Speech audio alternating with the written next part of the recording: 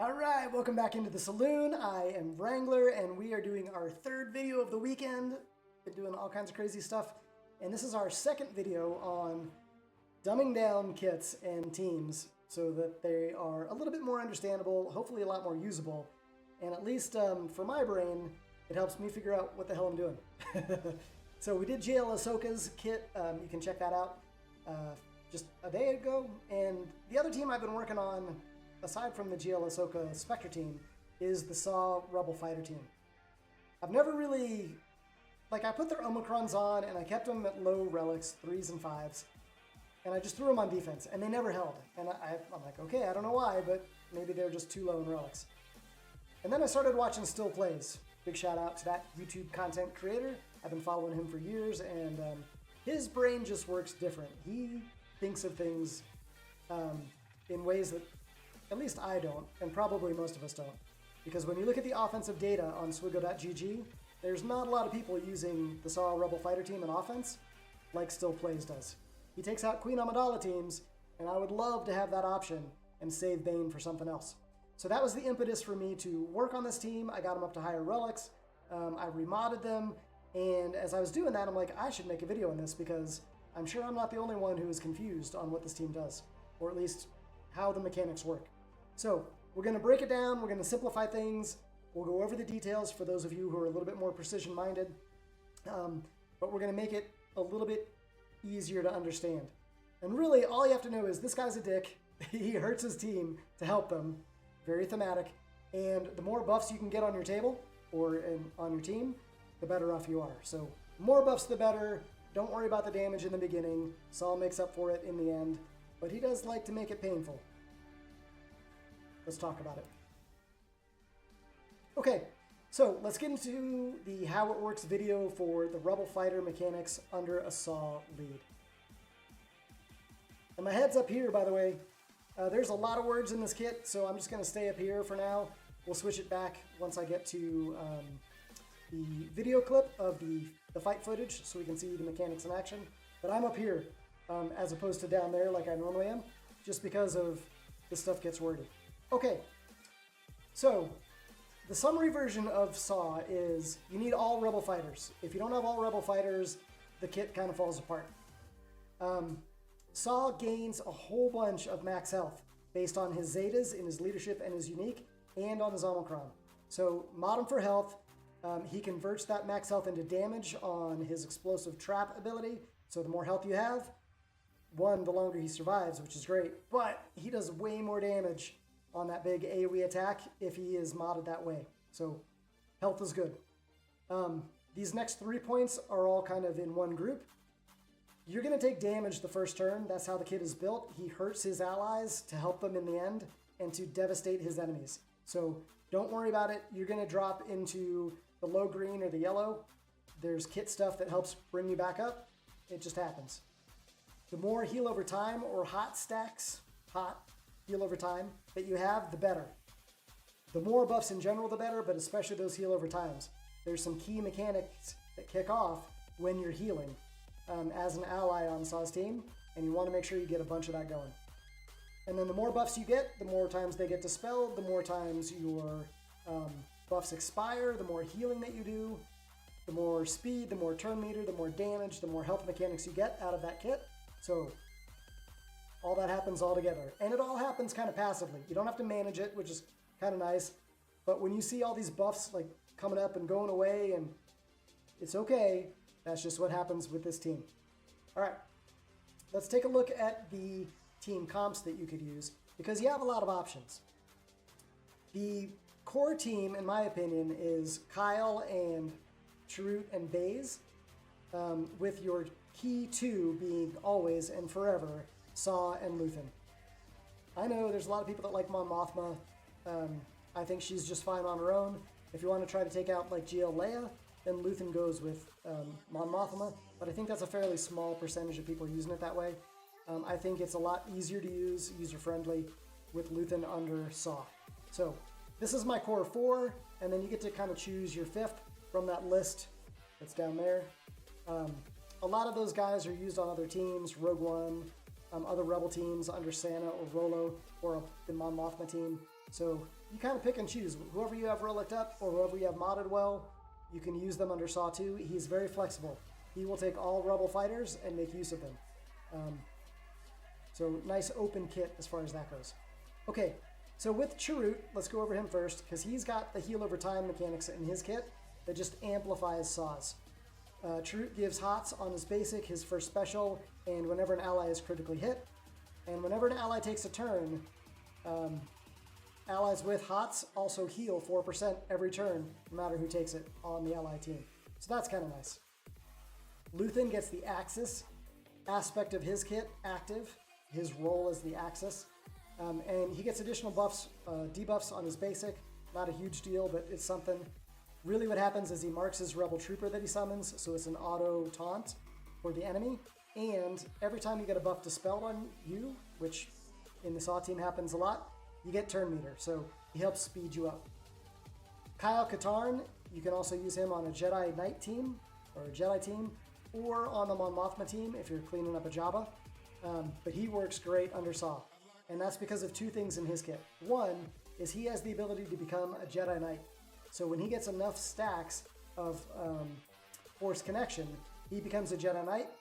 And then he gives all of his allies 50% health and protection, but also 50% defense and offense. So he makes you more survivable, and then he also makes you hit harder.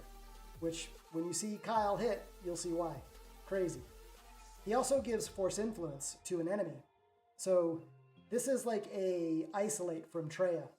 Before he's a Jedi Knight, he can give it to one enemy. When he becomes a Jedi Knight, it's an AoE isolate. Those enemies can't assist, counter, or gain buffs. Pretty fantastic. Hell yeah! Give it up for Kyle. All right, so those are the comps you're going to see in the Swigo.gg data. The different comps help based on who you're fighting. So again, it's a very flexible team. You can put in whatever Rebel fighter you have available, and it's probably going to work. All right, buckle up. We're going to be in the saddle for a while for this one.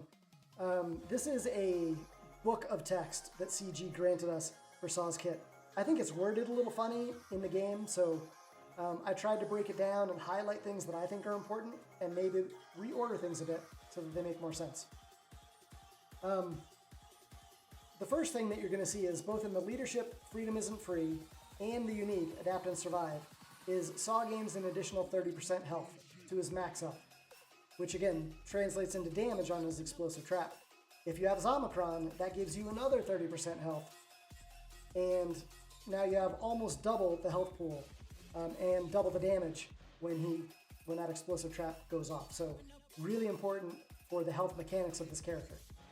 All right, the other stuff is you're going to get damaged in the beginning because Saw is typically the fastest guy on the field, unless you're going up against someone who prevents that, or a Galactic Legend or something. But most of the time, Saw is going first. And when he goes first, your team loses 25% health. It just happens, don't worry about it. You might even get down to 50% health based on the enemy team and what they're doing to you. Again, it's okay. You're going to recover all that health and protection back, unless you have shock or healing immunity or whatever. But eventually those debuffs will expire if they're there, and you're going to start stacking health and protection until you're all the way back up for a full banner win at the end. It's crazy, but it happens more times than you would think. All right, how that works is when the encounter starts, Saw's going to get speed up for one turn. He's going to reduce everybody on his team by 10% health, and then he's going to give you 2 stacks of hot and a critical damage up. Nice. After Saw takes his first turn, which is typically explosive trap, setting up that ticking time bomb of a attack that he has, he's going to drop another 15% of your health off for every ally, but he's going to give you 2 more stacks of heal over time. That is going to proc different role-based effects in his leadership and his unique based on the team comp that you bring in. So first turn, you're down 25% health, and you start to gain benefits from that, even though he just hurt you. That's just the way this thing works. If we look at the explosive trap, which is this next line down here, right here, you're going to inflict 15 stacks of this explosive trap on all enemies. So it's an AoE. You're also going to give everybody on the enemy team crit damage down for 2 turns. Not a big deal, but it's something. Every time your ally takes a turn, you're going to reduce the cooldown on this ticking time bomb until it explodes at 0 stacks. Once it explodes, the enemies are going to take 30% max health based on Saw's health pool.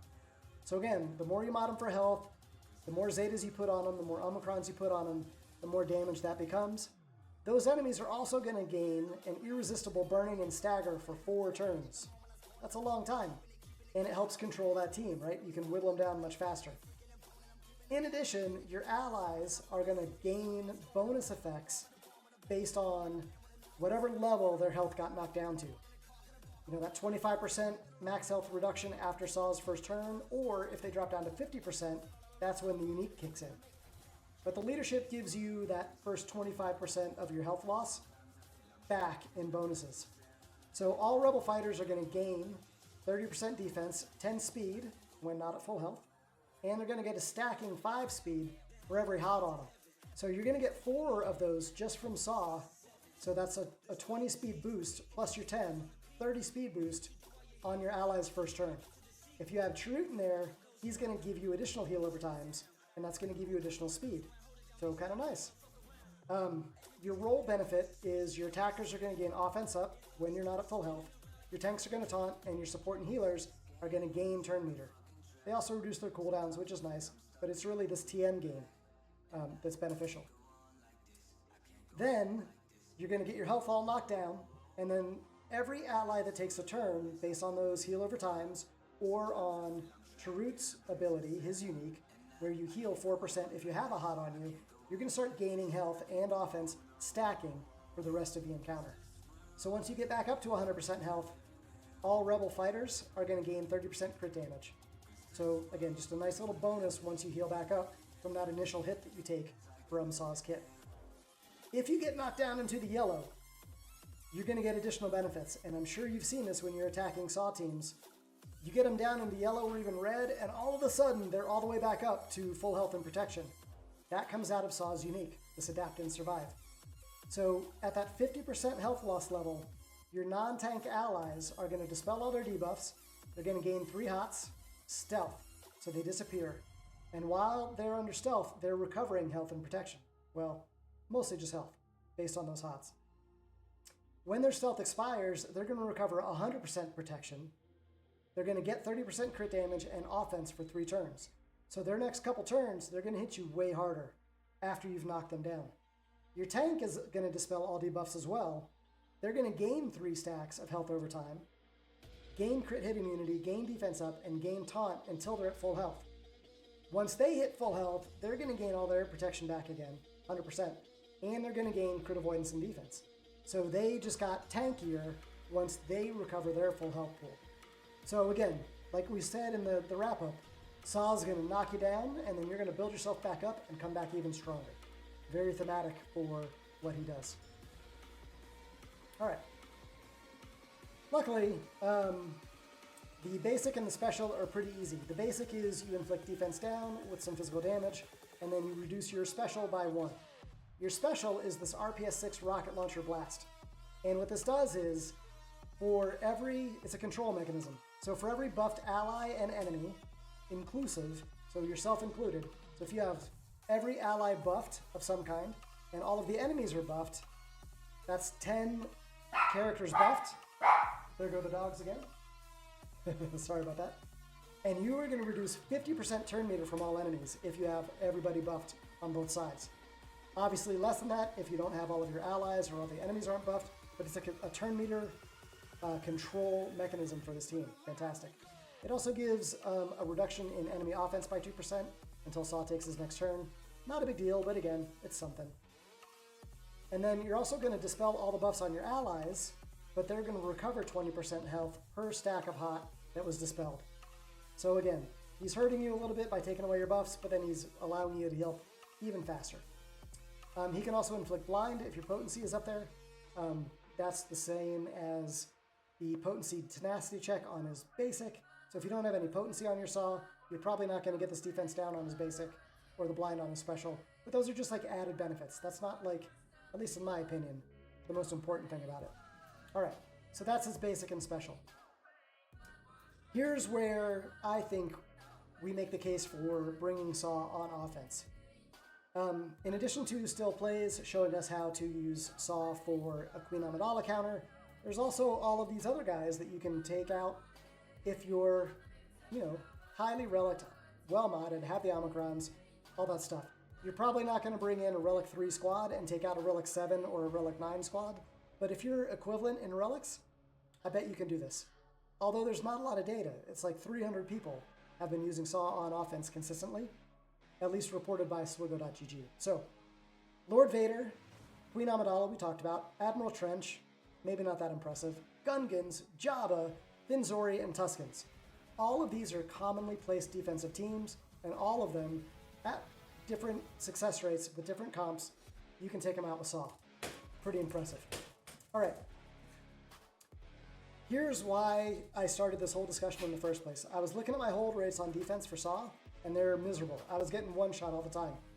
Maybe because they only have a 13% hold rate. And this is even like when the Luthencron was in there. That data is included. These guys have been set like 12,000 times with an average of a 54 banner win, so they don't even snipe banners all that well. And the common counters for these guys are Gas and CLS for not very expensive teams these days in the Kyber rankings. Riva, more expensive, but a high win rate. Bo-Katan, actually a worse win rate than CLS and Gas, so use those guys for sure. And if you add in Captain Rex and Baze to your defensive Saw team, and someone tries to take Bo-Katan against this, I think of Arnold T101, he did this a couple times, and raged on stream, that hold rate drops to 50%, or increases to 50%, however you want to think about it. So there are some niche uses for Saw on defense, if you have the right comp, that can really mess up your opponents. A coin flip using a pretty high cost counter in Bo-Katan. Now, if Saw's on the back wall and you've got these big hitters left, they can help you pretty well. Super high win rates for JML, JMK, and Darth Bane. But that's, not most of us are going to use that on a Saw team. All right, so again, just to review, use all Rebel fighters. Saw, get him up for max health because he does a bunch of damage based on his max health. Your allies are going to get hurt in the beginning, but there's a bunch of mechanics based on buffs, and when buffs expire and get dispelled, to bring you back up to health and protection. So it's going to look ugly, and then it's going to look better. And that's just the way this thing works. All right, let's take a look at this in action. And I'm going to move my face back down here in the corner so you can see. All right, now this is up against a Conquest Saw team. I thought, why not get a little nutty? We'll go Saw v Saw, see what happens. Now in this Conquest, you start, no matter what team you attack them with buff immunity and healing immunity. So we're going to have to wait a little bit because a lot of our speed, turn meter, recovery mechanics, all that stuff is based off of being able to get buffs, and we can't do that right now. But it's okay. We're just going to sit back, chill, and check out all these mechanics that I've got going on over here as we go through. We're looking at the Rebel Trooper that Luthen summoned. He gets the marked right away because of his access roll, which is great. We're going to dispel some buffs with Baze. Not all of them went away. Not sure why. They should have. The Rebel Trooper gets knocked out. That's his job. That's great. We're going to remove some more buffs from the opposing Baze. Get rid of that taunt. And Shrewd's doing his thing over on the other side, giving the enemy team a bunch of heal over times, bringing their protection back up. We're going to benefit that real quick. We're going to do the AoE from Kyle to start getting those Force Connection stacks rolling and get him his Jedi Knight status effect. They're doing some stuff. We're doing some stuff. We finally get to throw out our explosive trap. So there we go. We got shock out there. We got ability block out there. We've got that ticking time bomb of those 15 stacks that every time we take a turn, they're going to start to reduce. We're going to resummon our Rebel Trooper and get that second taunt back up. Fabulous. Again, just kind of looking at the mechanics on how this works. Let's get this guy up and running. There he goes. We're also giving 30% offense to Kyle. That's an additional benefit to resummoning your trooper based on the access effects. Chirrut, we can either heal up a little bit, which we don't need to do, so we're going to do the combo attack with Baze. We take some hits again. We're going to remove some buffs again from everybody. That was sexy right there. We took away almost all of them. Now we've got a big hit coming out of Kyle. 500k hit. Hell yeah! Thanks, Luthen. Gave us that 30% offense. Plus, I have a Relic 8 at this point. Kyle Katarn. I'm stopping there. But he hits like a freaking truck. Now we've got Saw's special coming up, so we'll see if we get any blinds out here. AoE damage, really nice. We dispelled all the buffs on our team, allowing us to recuperate and get more heal over times. We just about took out Wigs over there. Wedge and Biggs, the old Danger Zone duo, for you OGs out there.